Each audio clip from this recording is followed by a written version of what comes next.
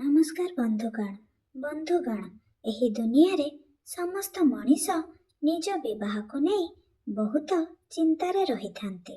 ସମସ୍ତ ମଣିଷ ଏହା ଜାଣିବା ପାଇଁ ଇଚ୍ଛା କରିଥାନ୍ତି ଯେ ସେମାନଙ୍କର ଲଭ୍ ମ୍ୟାରେଜ ହେବ ନା ଆରେଞ୍ଜ ମ୍ୟାରେଜ। କିନ୍ତୁ ବନ୍ଧୁଗଣ, ଜ୍ୟୋତିଷ ଶାସ୍ତ୍ର ଅନୁସାରେ ମଣିଷର ଜନ୍ମ ତାରିଖକୁ ଆଧାର କରିଲେ ତାର ବିବାହ ସମ୍ବନ୍ଧିତ ବହୁତ ତଥ୍ୟ ବିଷୟରେ ଜାଣିହେବ। ବନ୍ଧୁଗଣ, ଆଜି ଆମେ ଆପଣମାନଙ୍କୁ ଜନ୍ମ ତାରିଖକୁ ନେଇ ମଣିଷଙ୍କର ବିବାହ ସମ୍ବନ୍ଧରେ କହିବାକୁ ଯାଉଛୁ। ତାହେଲେ ବନ୍ଧୁଗଣ, ଆସନ୍ତୁ ଜାଣିବା ଏହା ବିଷୟରେ। ମୂଲ୍ୟାଙ୍କ 1।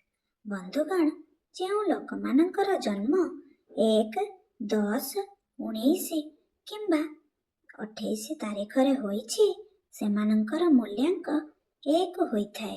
ଏହି ଲୋକମାନେ ବହୁତ ଲାଜୁଆ ପ୍ରକୃତିର ହୋଇଥାନ୍ତି। ଏମାନେ କେବେ ହେଲେ ନିଜ ପ୍ରେମ ସମ୍ବନ୍ଧରେ ଝଗଡ଼ା କରିନଥାନ୍ତି। ଏମାନେ ପ୍ରେମ କରିଥାନ୍ତି, ହେଲେ ଏମାନଙ୍କର ଲଭ୍ ମ୍ୟାରେଜ ହୋଇଥାଏ। ମୂଲ୍ୟାଙ୍କ 2। ବନ୍ଧୁଗଣ, ଯେଉଁମାନଙ୍କର ଜନ୍ମ 2, 11, 20 ଏବଂ 29 ତାରିଖରେ ହୋଇଥାଏ ଏମାନଙ୍କ ମୂଲ୍ୟାଙ୍କ 2 ହୋଇଥାଏ।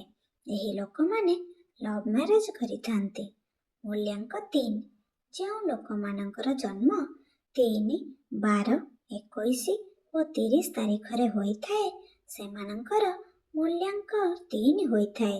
ଏହି ଲୋକମାନେ ଲଭ୍ ମ୍ୟାରେଜ କରି ନିଜ ଜୀବନରେ ସଫଳତା ପାଇଥାନ୍ତି। ମୂଲ୍ୟାଙ୍କ 4। ଯେଉଁ ଲୋକମାନଙ୍କର ଜନ୍ମ 4, 13, 22 ଏବଂ 31 ତାରିଖରେ ହୋଇଥାଏ ସେମାନଙ୍କର ମୂଲ୍ୟାଙ୍କ 4 ହୋଇଥାଏ। ଏହି ଲୋକମାନେ ନିଜ ଜୀବନରେ ପ୍ରେମ ତ କରିଥାନ୍ତି, ହେଲେ ପ୍ରେମରେ ସଫଳ ହୋଇନଥାନ୍ତି। ସେଥିପାଇଁ ଏମାନେ ଆରେଞ୍ଜ ମ୍ୟାରେଜ କରିଥାନ୍ତି। ମୂଲ୍ୟାଙ୍କ 5। ଯେଉଁ ଲୋକମାନଙ୍କର ଜନ୍ମ 5, 14 ଓ 23 ତାରିଖରେ ହୋଇଥାଏ ସେମାନଙ୍କର ମୂଲ୍ୟାଙ୍କ 5 ହୋଇଥାଏ। ଏହି ଲୋକମାନେ ପାରମ୍ପରିକ ଭାବରେ ନିଜର ଜୀବନ ଅତିବାହିତ କରିବା ପାଇଁ ପସନ୍ଦ କରିଥାନ୍ତି। ସେଥିପାଇଁ ଏମାନେ ଆରେଞ୍ଜ ମ୍ୟାରେଜ ଉପରେ ବିଶ୍ୱାସ ରଖିଥାନ୍ତି। ମୂଲ୍ୟାଙ୍କ 6।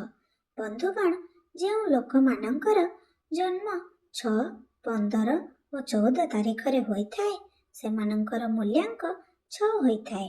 ଏହି ଲୋକମାନେ ପ୍ରେମ ବିବାହ କରିବା ପାଇଁ ଇଚ୍ଛା କରିଥାନ୍ତି, ତେଣୁ ଏମାନଙ୍କ ପ୍ରେମ ବିବାହ ହୋଇଥାଏ। ମୂଲ୍ୟାଙ୍କ 7।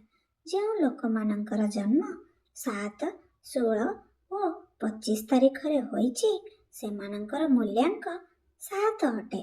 ଏହି ଲୋକମାନେ ଆରେଞ୍ଜ ମ୍ୟାରେଜ କରିଥାନ୍ତି। ମୂଲ୍ୟାଙ୍କ 8। ଯେଉଁ ଲୋକମାନଙ୍କର ଜନ୍ମ 8, 17 ଓ 26 ତାରିଖରେ ହୋଇଥାଏ ସେମାନଙ୍କର ମୂଲ୍ୟାଙ୍କ 8 ହୋଇଥାଏ। ଏହି ଲୋକମାନେ ଲଭ୍ ମାମଲାରେ ବହୁତ ଦୁର୍ବଳ ଅଟନ୍ତି, ହେଲେ ଏମାନେ ଯାହାକୁ ଲଭ୍ କରନ୍ତି ଆଜୀବନ ସେହି ଲୋକ ସହ ରହିଥାନ୍ତି। ମୂଲ୍ୟାଙ୍କ 9। ଯେଉଁ ଲୋକମାନଙ୍କ ଜନ୍ମ 9, 16 ଓ 27 ତାରିଖରେ ହୋଇଥାଏ ସେମାନଙ୍କ ମୂଲ୍ୟାଙ୍କ 9 ହୋଇଥାଏ। ଏହି ଲୋକମାନେ ଆରେଞ୍ଜ ମ୍ୟାରେଜ କରିବା ପାଇଁ ଇଚ୍ଛା କରିଥାନ୍ତି, ତେଣୁ ଏମାନଙ୍କର ଆରେଞ୍ଜ ମ୍ୟାରେଜ ହୋଇଥାଏ। ବନ୍ଧୁଗଣ, ଆମେ ଆଶା କରୁଛୁ କି ଆପଣଙ୍କୁ ଏହି ଭିଡ଼ିଓଟି ଭଲ ଲାଗିଥିବ। ତେବେ ଏହାକୁ ନିଜ ବନ୍ଧୁ ପରିଜନଙ୍କ ସହ ସେୟାର ନିଶ୍ଚୟ କରନ୍ତୁ। ଏଭଳି ଅଧିକ ଭିଡ଼ିଓ ଦେଖିବା ପାଇଁ ଆମ ଚ୍ୟାନେଲକୁ ଲାଇକ୍ ଏବଂ ସବସ୍କ୍ରାଇବ୍ କରନ୍ତୁ। ଧନ୍ୟବାଦ।